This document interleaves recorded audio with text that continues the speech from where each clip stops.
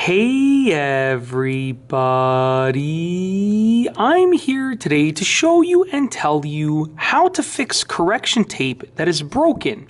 If you have correction tape just like this, all-purpose correction tape right here, and it's broken, you can easily fix it. I can't believe the number of people that I see throwing out perfectly good correction tape just because the tape feed has come off a little bit. I'm going to show you two different ways that you can fix it.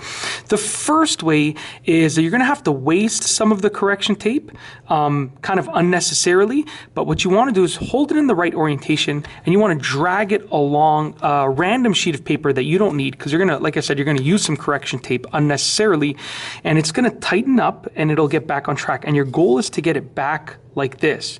So you want to get it back on track just like that, like properly on the track there. So apply a little bit of downwards pressure and bring it back, and you can see it's tightening up. Check that out. It's tightening up and we're back on. As you can see right there, we're back on track. And now I can go ahead and I can use it regularly, as you can see. But like I did say over here, we are wasting a little bit of correction tape, but if you're going to throw out the entire thing, if you waste a little bit, at least you're able to use the rest of it, right?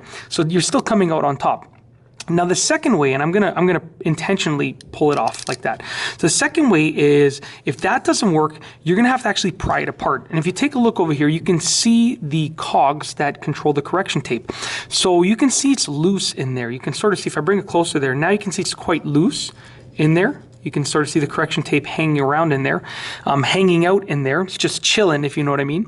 But basically, what you're going to have to do is you can pry this apart. I'm not going to do it because it's not necessary in this case, but you're going to pry the two halves apart while keeping the cogs intact, okay? And then you want to turn the cog that will tighten it up. You can see when I'm trying to correct it, you can see the cogs turning, okay? One second. You can sort of see the cogs turning if I do it this way over here, okay? I'll try and move my hand out of the way. You can see those cogs turning, right?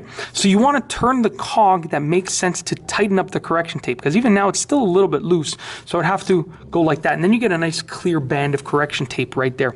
So that's the second way to tighten it up, is just turn those cogs to make it nice and tight. And now, as you can see, after I fix it using the first method again, it's nice and tightly in there. That's the key there. You want the correction tape to be nice and tightly wound up in there. And that's basically it. It's a very simple way of using it. You have one cog that has the correction tape that is still intact, and then the other cog has the correction tape that has already been used. So it has just the backing for the correction tape.